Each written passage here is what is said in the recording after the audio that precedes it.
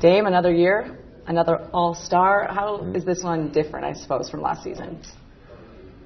I think it's more similar to the second time I made it because it was like back-to-back years where I settled in. Like the second time I was like, okay, I was more comfortable, more used to what was happening.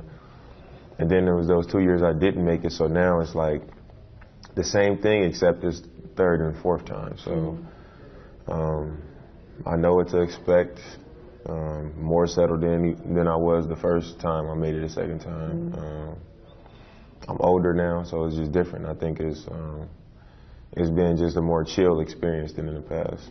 I know you and I talked before. You have a son now. You kind of look at life differently. So maybe it wasn't as important to become an All-Star again, but still, it's an honor. Yeah, it's an honor. It was important. I mean, I think everybody, when you have a good season or your team is winning and you having a big part of it, you want to be rewarded for that. So I'm not going to say it wasn't important. If it didn't happen, I would have been like, this is crazy, but I wouldn't have been like all upset about it.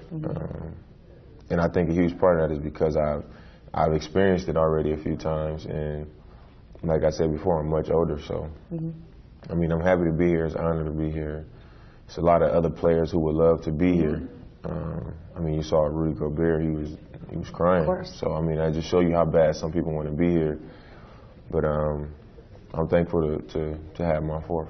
I know we talked about it, of course, last year, about how just crazy All-Star is in general. Like, you're going constantly. Yeah. Is it still that way this season?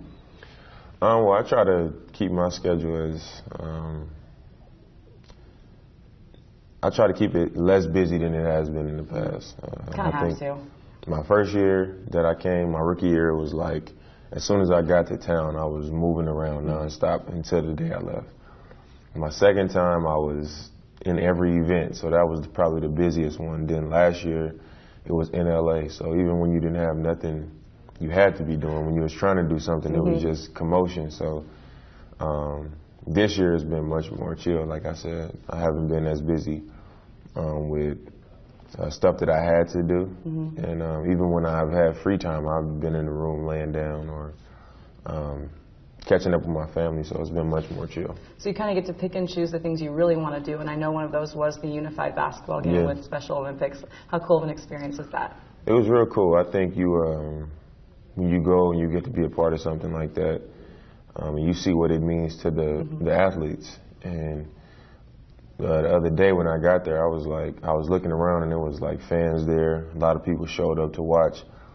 It was a lot of other professional athletes and actors or whatever. A lot of those people came to support, and it kind of made me look at it like when we show up to play in our All-Star game and we see all these people coming to see us and we the best players, and this is like a big stage for us, and that was what that was for them. So I was really happy for the athletes to see their faces coming out of the game, how excited they were just to get a high five, and for to receive a pass from Muggsy Bogues. The small stuff is what was lighting them up. So to be a part of something like that was real cool. Well, Muggsy Bogues was passing, but he wasn't hitting any lay-ins down the stretch. Yeah, I told him he cost us the game.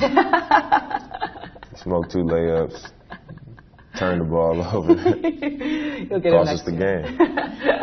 Let's talk about the three-point contest. I know we had big hopes for that. It was still fun. I mean, you still did very well, but you got guys like Joe Harris coming out and killing the game. But how was that experience? It was cool. I mean, I think because it goes from 10 to 3, there's really no room for you to not come out hot. And I think Steph, Joe, and Buddy, they all came out hot in that first round. So if you're not one of those guys, you're going to be eliminated. So it's not like you get a chance to like build up and then it's a shootout in the final match. So it was cool. But before we got there, I told Seth, I said, if I don't win it and I don't beat Steph, I got to make sure I beat you. So, yeah.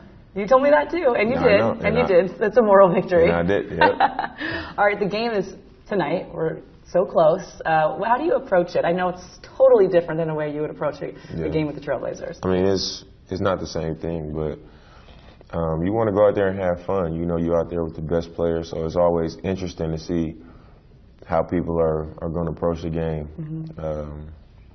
I remember in New York, we came out and it was like everybody was just firing shots. So I was like, all right, I'm going to do the same thing. And then last year, it was like guys played a little bit harder. It was a little bit more of a normal game. Obviously, we weren't locked in like we would be for our teams, but you were pretty locked in. I mean, I was making shots, but I wasn't like into the game like mentally and trying to, I didn't really care as much as I would typically. But it was more of a real game than it had been the previous few years. And then I kind of played it that way. I took open shots. I passed the ball, whatever. So this year, however the game goes, we'll see. Well, of course, LeBron chose you for his team. You guys have been going back and forth hitting just, casual half-court shots one after the other. What's it like playing alongside him? I don't know yet. We'll see tonight. What do you think it will be like?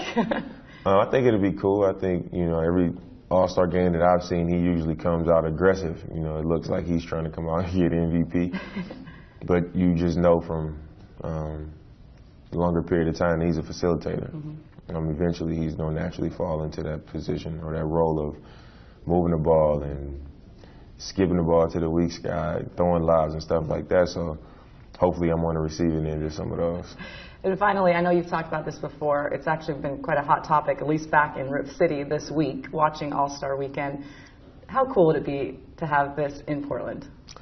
I think it would be cool for Portland to host the All-Star, just because I think a lot of people don't realize how good of a city Portland is. So Amen. It would be, to me, I just think it would kind of force people to have the experience where they can come and see that there's a lot more going on than you think. A lot of people who visit, it's raining, it's cloudy, it's cold, and that's the only side of it that they get. Which it would probably be that way during All-Star. Well, let's lie to them. It's going to be so sunny. No, it probably would be that way during All-Star, but they would be there, so they would kind of be forced to find things to do, find places to eat, find entertainment, and they would see that it's actually out there. And I think that would be cool for the city. Thank you for letting us do this once again. You are the best, and good luck tonight. Thank you. The man.